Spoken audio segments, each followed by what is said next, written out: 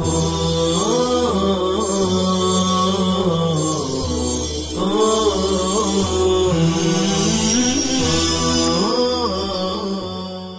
الله الرحمن الرحيم. الحمد لله رب العالمين، والصلاة والسلام على سيد المرسلين محمد وعلى آله وصحبه أجمعين، أما بعد. أساتذتي الأجلاء، هذا هو يومنا الثالث لمذاكرتنا، واليوم أنا أريد أن نذاكر حول الصعوبات التي يواجهها طالب اللغة العربية، وهذا شيء مهم جدا. الإنسان حينما يطلع على الصعوبات والمشاكل والعراقيل والموانع، فهو يحاول أن يزيلها ويختار الطرق المفيدة لإزالتها. فلذلك نحن في دورتنا في بداية الدورة نقوم بهذا العمل. فأولا تأتي مرحلة الاختبار الذاتي، كما بينا من قبل أننا نقدم إليهم ورقة للاختبار الذاتي، ونطلب منهم أن يبينوا نسبة الفهم ونسبة التكلم ونسبة مهارة الكتابة وما إلى ذلك، فهم يبينون ذلك. وبعد ذلك نطلب منهم بينوا ما هي الصعوبات التي تواجهون أثناء التكلم والمحادثة. ولذلك قد قدمت ورقة بالأمس أمامكم وأمام الطلاب اليوم كذلك. فعامة هناك صعوبات معدودة يواجهها معظم الطلاب، فأرى من المناسب أن نسمع منكم ما هي الصعوبات التي كتبتم أنتم على تلك الورقة، فبعد ذلك نستمر إن شاء الله. فما رأيكم؟ نعم، لو كتب أي واحد فليقدم ثم نستمر إن شاء الله. لا بأس، إن لم يكتب فلا بأس ليقل، ولا بأس أن يقول بالعربية والأردية، لا بأس إن شاء الله.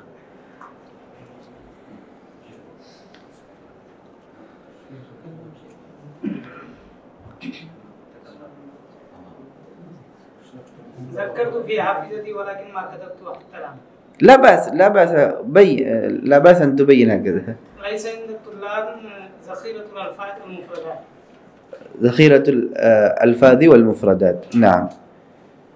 وبعد التمرن على التحدث باللغة العربية، أي قلة التمرن.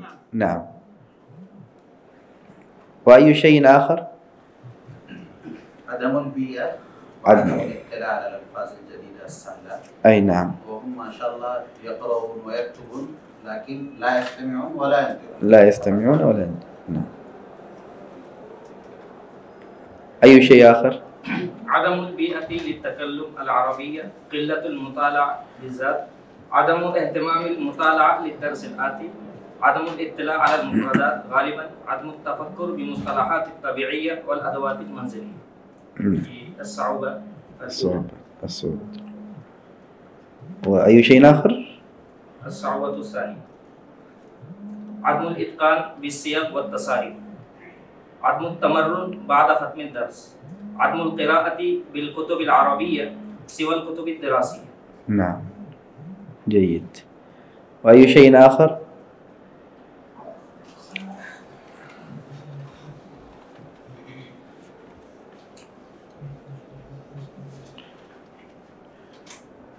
نعم لا بأس. في الأخير لو نفكر في هذه الصعوبات فالنتيجة تصل إلى بعض الأشياء والأشياء الأخرى تحول حولها. ومن تلك الصعوبات الشيء الأول عدم وجود البيئة. هذا عامة الطلاب أيضا يشكون بهذه الصعوبة. والثاني أو الصعوبة الثانية عدم الاطلاع على الألفاظ والمفردات. والشيء الثالث هو قلة التمرن. هذه هي 3 أو 4 أشياء. لو نفكر عن هذه الأشياء فأرى أن الصعوبات الأخرى أيضا ستزول إن شاء الله.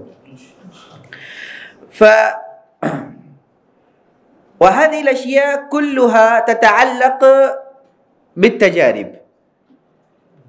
لا مجال في هذه الأشياء للقواعد وكذلك وما إلى ذلك للكتب أيضا، لا مجال في هذه الأشياء. البيئة وكذلك عدم التمرن، هذان خاصة لا علاقة لهما بالقواعد والكتب، بل علاقتهما بالعمل.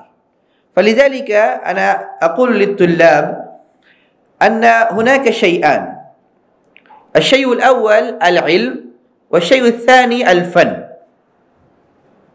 العلم تكفيه المعرفة، العلم علم النحو وعلم الصرف، يمكن أن يكون أي واحد نحويا بقراءة الكتب ومطالعة الكتب. ولكن الفن لا تكفي له المعرفة، بل يحتاج إلى الممارسة. ولو كان شيئا تافها، ومن تلك الأشياء كما بينا من قبل فن السباحة وفن سياق الدراجة. الدراجة لو أتينا بها إلى بيتنا ونعلم الطفل هذه الدراجة ولها عجلتان وطريقة استخدامها هكذا وهكذا، ولكن لا نقول للطفل أن يركب على الدراجة، فهو لا يستطيع أن يسوق الدراجة. ولكن في جانب آخر نحن أتينا بالدراجة ووضعنا في البيت وفوضناها إلى الطفل، فهو يبدأ سياقته وبعد أيام هو يسوق بكل مهارة. فكذلك اللغة،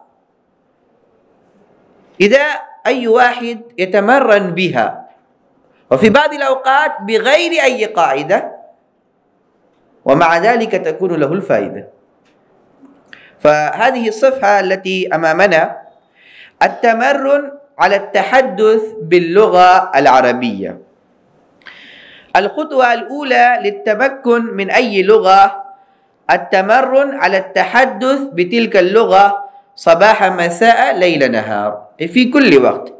فإن الذي يريد أن يتعلم السباحة فلا تكفيه قراءة الكتب حول فن السباحة فحسب، فإن هذا العلم ليس بعلم نظري، أي ليس فقط علم، ولكنه يحتاج إلى تطبيق عملي يقيمه على العمل المباشر، يقيمه على الفور.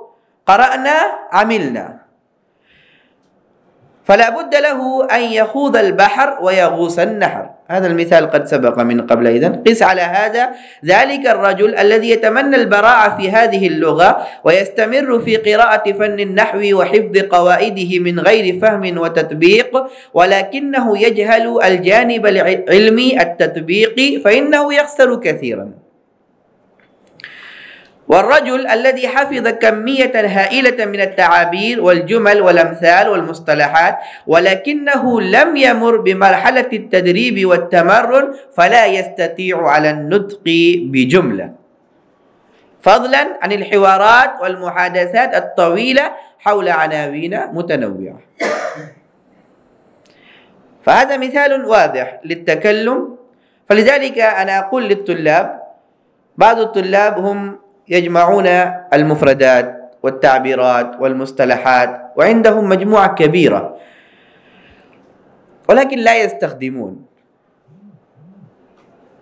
فمثاله كمثال الطعام، نشتريه من المطعم وبعد ذلك نأتي به إلى البيت ونضعه في الدولاب أو في المعرض ونقول هذا طعام لذيذ وشهي وثمين وغالي، فلذلك لا نأكله بل نضعه في الدولاب أو في المعرض. فهذا هو مثال الألفاظ والمفردات والتعبيرات والمصطلحات والأبيات يجمعها الطالب ولكن لا يستخدمها. فكما الطعام لو وضعناه كشيء للعرض فبعد وقت أو بعد يوم يفسد والإنسان يضطر أن يخرجه من بيته، كذلك مجموعة كبيرة من القواعد والمفردات إن لم يستخدمها الطالب فيكون ثقلا عليه وعبئا عليه، وبعد وقت هو يظن أنا اجتهدت كثيرا في هذا وفي هذا الموضوع وفي هذا الموضوع ولكن ما استفدت شيئا، فمعنى أن مجهوداتي كلها ضايع. فاستخدام على الفور. والآن هنا يأتي سؤال عامة حينما تبدأ الدورة في أي مكان أو نتكلم حول اللغة العربية، فأول سؤال يظهر أمامنا هذا، أي عامة حينما نتكلم مع الطلاب فهم يقولون أستاذي أنا أتعلم اللغة العربية وأنا أريد أن أتكلم بها. أنا أتعلم اللغة العربية وأنا أريد أن أتكلم بها، والفرق لحرف واحد فقط، أتعلم وأريد أن أتكلم. أتعلم وأريد أن أتكلم فقط فرق لحرف، ولكن يحتاج إلى وقت كثير وطويل وجهد كثير. هذا السؤال يظهر على كل طالب وعلى كل واحد، ويتمنى كل طالب أن يتكلم باللغة العربية، فهو يسأل فما هو السبيل إلى ذلك وما هو الطريق إلى ذلك؟ فنقول التكلم بالتكلم والمحادثة بالممارسة، ولكن كيف السبيل؟ ما هو الطريق؟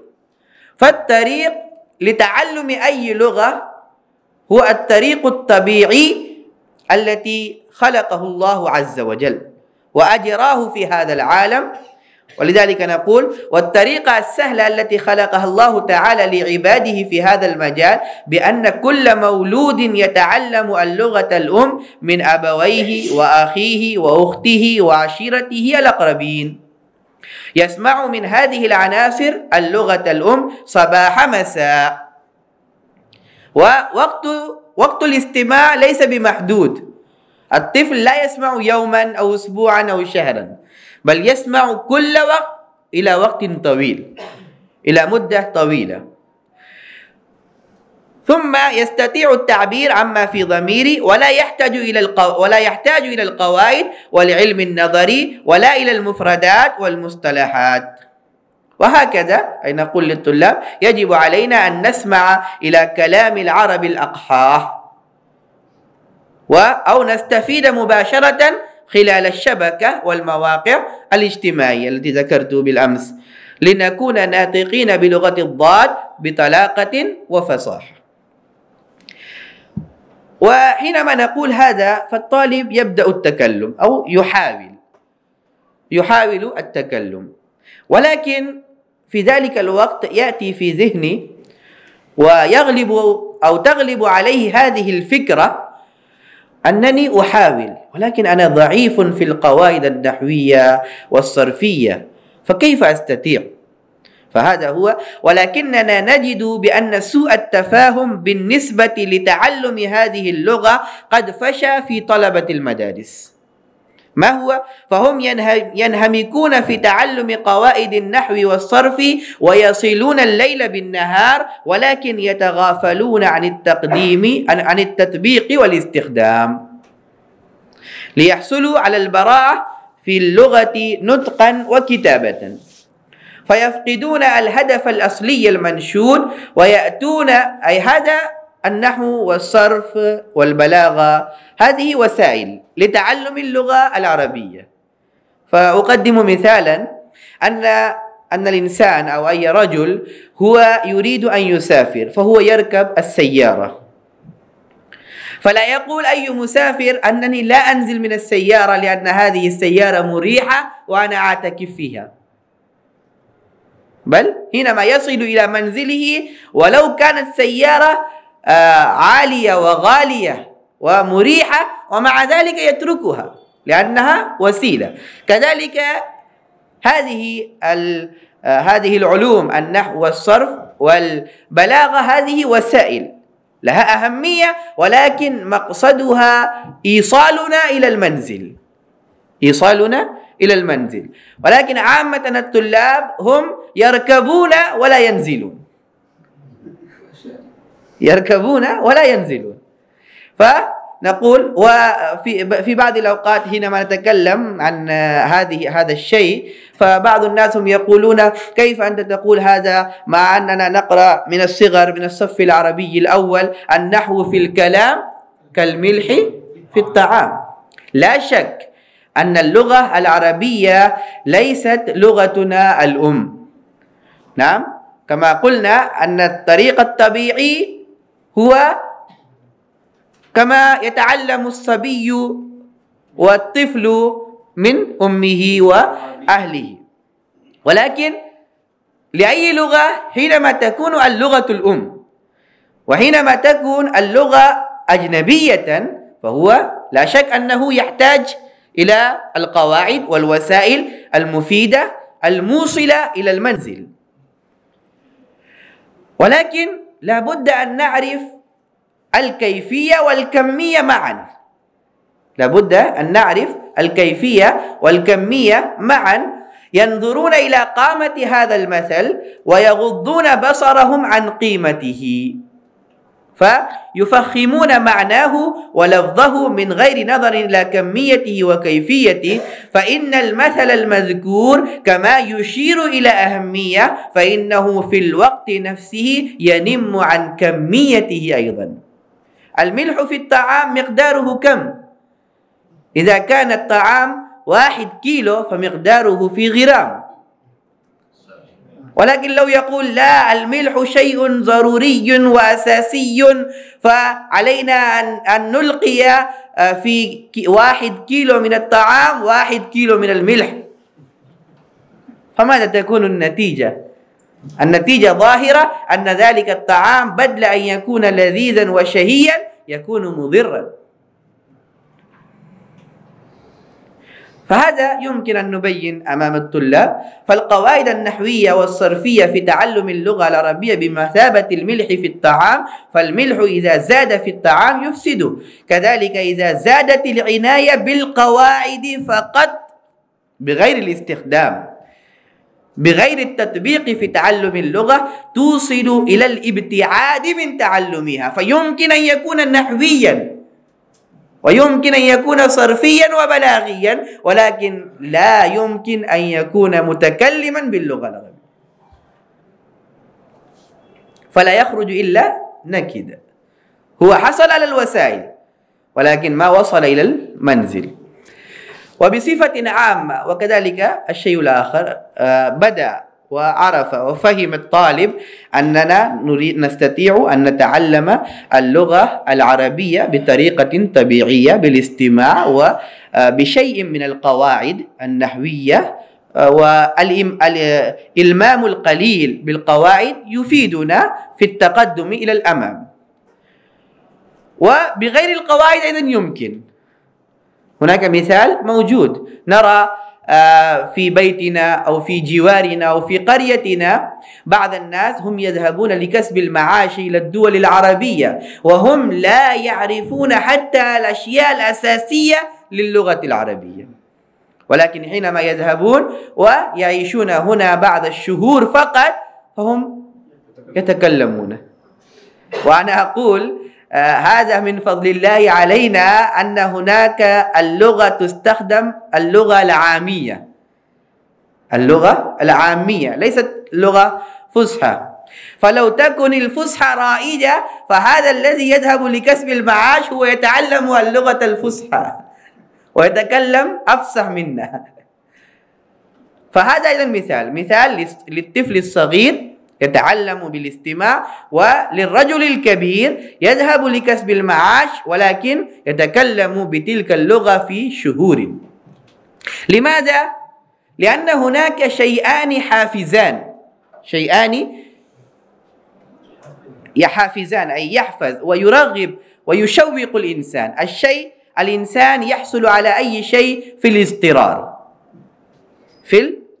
يضطر هو حينما يذهب فيرى إن لم أتبرع في هذه اللغة فلا أستطيع أن أكسب كثيرا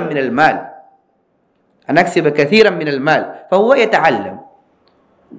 أو في الشوق، أو بعض الناس يذهبون إلى الدول العربية ولا علاقة لهم باللغة العربية وهم يستطيعون أن يكملوا أعمالهم وينجزوا إنجازاتهم بأي لغة أخرى، ولكن مع ذلك حينما يذهبون فيتعلمون شوقا إلى تلك اللغة. وبعد كذلك هذا الشيء أيضا طلبة الصفوف الابتدائية يشتاقون إلى التحدث باللغة العربية ويتطلعون إليها، ولكن نوع من الخوف والذعر يمنعهم من الخوض في هذه المعركة. قد تكلمنا عن هذا الشيء بالأمس أيضا، أو علينا أن نزيل خوفهم ونزيل ما يمنعهم من التقدم إلى الأمام. وكذلك نرى كثيرا من طلبة الصفوف الابتدائية هم لا يتحدثون باللغة العربية خائفين الأخطاء التي تتخلل في كلامهم العربي. حينما نقول للطلاب تكلموا ابدأوا، فهم يريدون ويتمنون ويتقدمون أيضا ولكن لا يحركون لسانهم. وحينما نسألهم لماذا فهم يقولون أولا خوف، هذا شيء آخر، وخوف الخطأ. حينما أتكلم فيمكن أن أجعل الفاعل منصوبا وأجعل المفعول مرفوعا، أو أستخدم التذكير بدل التأنيث أو التأنيث بدل التذكير، أو الجمع مكان المفرد أو المفرد مكان الجمع، وما إلى ذلك من الأشياء التي تأتي أمام الطالب، لأن القواعد غلبت عليه. فالآن حينما يبدأ أو حينما يتقدم فهذه القواعد تأتي أمام عينيه وتخوفه. فكر، يمكن أن تخطئ في هذا وفي هذا، كما حينما نريد أن نخرج من البيت فلو يكن هنا أي شيء مخيف فننظر هنا وهنا وهنا، وكذلك الطالب يخاف، فنقول لهم لا تخافوا، ونقدم إليهم مثال الطفل الصغير الذي يبدأ التكلم فهو لا يرى ما يقول، بل يقول ما هو يراه صحيحا. والآن عمل الفهم على السامع، على السامع يجب على السامع أن يسمع كلامه ويحاول فهمه، وإلا يبكي هو. فعلى سبيل المثال إن لم يعرف الماء باني فهو بغير أي حرج يقول مم بغير أي حرج، لا يفكر ولو لحظة. والآن إذا فهمت أمه وأبوه فأحسن، وإلا تقع القيامة. فكذلك نقول للطلاب لا تخافوا في هذا الأمر، وحينما نستمر ففي بعد أيام ستزول هذه المشكلة وهذه الصعوبة. شيخ، أريد أن تدلنا إلى كتب فيها قواعد نحوية ولغة عربية كلاهما موجودة كي نطبق القواعد النحوية على اللغة العربية. أي نعم، إن شاء الله سأفكر في هذا الأمر وأشاور، ثم إن شاء الله أقدم في الأيام الآتية إن شاء الله. لأننا نحن كتبا التي فيها فقط اللغة العربية. أي نعم. ليست فيها قواعد. نعم نعم. ونجد كتبا فيها اللغة كتب القواعد النحوية وليست فيها اللغة العربية. أي معنى أن هناك شيئان مختلفان، أي في بعض الكتب فقط القواعد، وفي بعض الكتب فقط الاستعمالات والاستخدامات. فنفكر إن شاء الله في هذا الأمر، لو يكون هنا أي كتاب فنستفيد، وإلا نقوم بإعداده إن شاء الله. وإذا مثلا ندرس الكافية. الكافية هي فلسفة النحو. في هذا الأمر هناك كتب جديدة قد ظهرت أمامنا يمكننا أن نستفيد منها. نعم. وكذلك في تعلم اللغة الطفل هو مثال. الطفل هو مثال من كل جانب، من نشأته ومن تكلمه وفي مشيه كذلك. في مشيه كذلك. الولد الصغير والطفل الصغير حينما يبدأ المشي فأولا يحاول أن يجلس، ثم يحاول أن يقوم، ثم بعد ذلك يخطو خطوة بعد خطوة. هذا عمل سهل ويسير لنا، ولكن هذا هو العمل صعب لذلك الولد الصغير.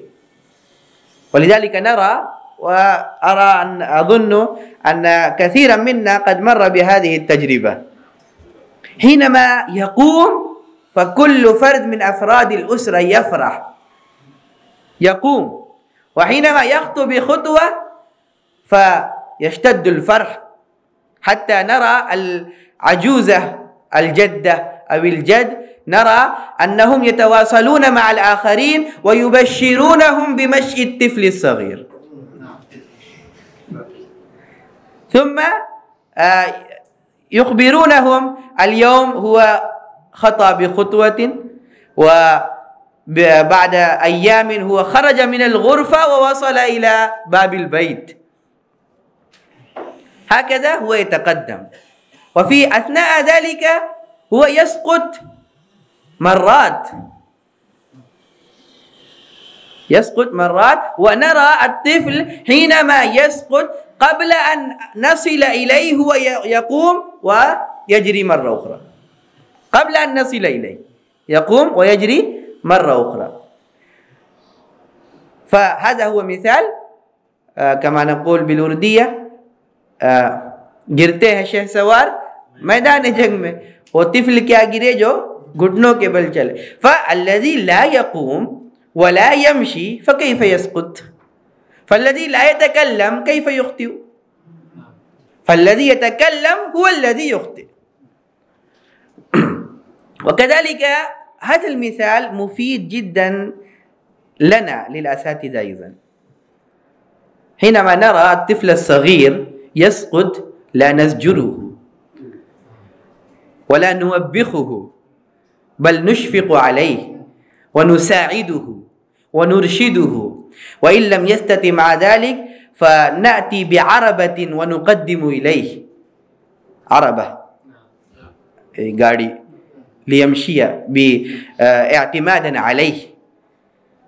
فهذه التسهيلات نوفر لطفلنا الصغير.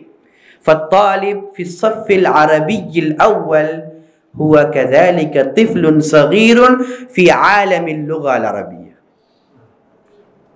في في عالم اللغة العربية هو طفل صغير، علينا أن نرشده ونساعده ولا نزجره ولا نوبخه.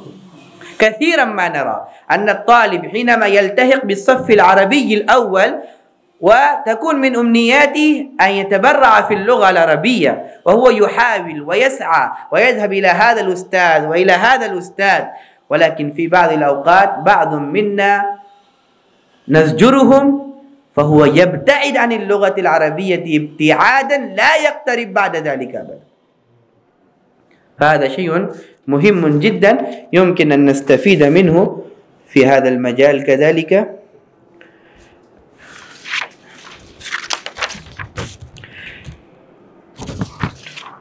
وبعد ذلك كما بينا من قبل أيضا أن الطلاب حينما يبدأون التكلم فيواجهون بهذه الصعوبة كما بين كثير من أساتذتنا، لا يجدون الألفاظ والتعبيرات. فقاعدة سهلة ليست موجودة في الكتاب ولكن قاعدة فيها فائدة، وهي قاعدة التعريب. قاعدة التعريب أثناء التكلم وأثناء الكلام، أي نقول للطلاب إذا أنت لا تعرف معنى أي لفظ فاستخدم ذلك اللفظ بالتعريب، أي معناه بالألف واللام أو التنوين في ذلك الوقت. وبعد ذلك حينما ترجع إلى الغرفة أو إلى البيت فتبحث عن ذلك اللفظ ثم تستخدم مرة أخرى. ولو يفعل الطالب هكذا فله فائدتان: الفائدة الأولى يستمر في كلامه، والفائدة الثانية لا يحتاج إلى حفظ ذلك اللفظ، لا يحتاج إلى حفظ ذلك اللفظ، لأنه حينما مر بهذه التجربة فكلما يظهر ذلك الشيء أمامه يأتي لفظه في ذهنه بل يتدفق. فهذا أيضا شيء مهم جدا يمكننا أن نستفيده. وكذلك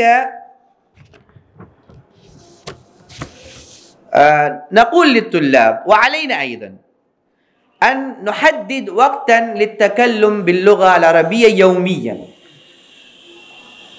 تحديد الوقت للغة العربية يوميا، لأن اللغة بالاستخدام، اللغة بالاستخدام.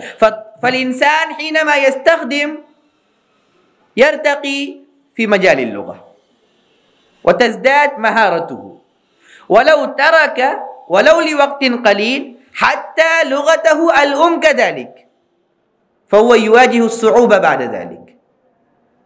نرى كثيرا من الناس هم ولدوا في الهند وكانوا يتكلمون باللغات المحلية، ولكن هاجروا إلى الدول العربية أو الغربية، وهنا هم لا يجدون الفرصة للتكلم بلغتهم الأم، وحينما يرجعون بعد سنوات ويحاولون أن يتكلموا باللغة الأم لا يستطيعون.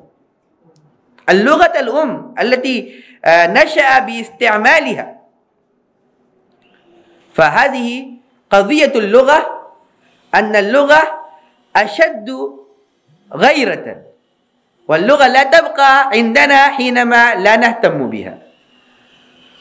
وكذلك هناك يقع أو يخطر ببال الطلاب حينما نقول تكلموا فيما بينكم بالعربية، فيأتي في ذهنهم يا أستاذي حينما أتكلم مع زميلي ومع صديقي وأرتكب بالخطأ فكيف أعرف؟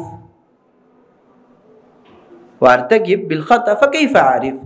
فهذا شيء مهم جدا، ولا بد أن نرشد الطلاب في هذا المجال ونقول لهم أن هذا الشيء لا تفكروا عن ذلك، لا تفكروا عن ذلك، بل استمروا وبعد أيام ستزول هذه الأخطاء بنفسها. والمثال في ذلك نحن نمشي على الطرق، فبعض الطرق تكون واضحة تجري عليه السيارات ويمشي عليها الإنسان، ولكن بعض الطرق لا تكون واضحة، خاصة في الحقول والحدائق. الطرق لا تكون واضحة. والإنسان حينما يحتاج أن يمشي في الزرع أو في الحديقة فهو يشق الطريق بنفسه ويمشي، فيمشي رجل واثنان وثلاثة حتى يظهر الطريق هناك، والطريق يكون معبدا، فبعد ذلك كل واحد يستخدم ذلك الطريق.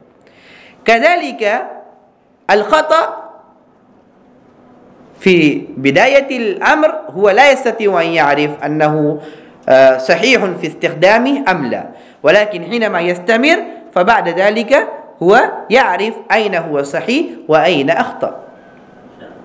والشيء الأخير هو أن نقول للطلاب أن يجمعوا كلما يجدوا شيئا مفيدا في مجال اللغة العربية والأدب العربي في أي مكان وفي أي كتاب، ولو كان كتابا متعلقا بالتفسير أو الحديث أو الفقه وما إلى ذلك. فهذه هي بعض الحلول يمكننا أن نقدم أمام الطلاب، فأظن أن بعد هذه الحلول لا تبقى أي صعوبة أو أي مشكلة سوى الاستخدام والاستعمال والتمرن والممارسة وإنشاء البيئة، وهذا سيتم إن شاء الله عز وجل بجهود الطلاب وجهود الأساتذة وجهود مسؤول المدرسة إن شاء الله عز وجل في وقت قريب. فهذه الأشياء التي قدمت أمامكم حسب ما كنت أعرف وتجربت، فالآن المجال واسع، لو يكن هنا أي شيء آخر فيمكنكم أن تقدموا لنستفيد من ذلك الشيء إن شاء الله.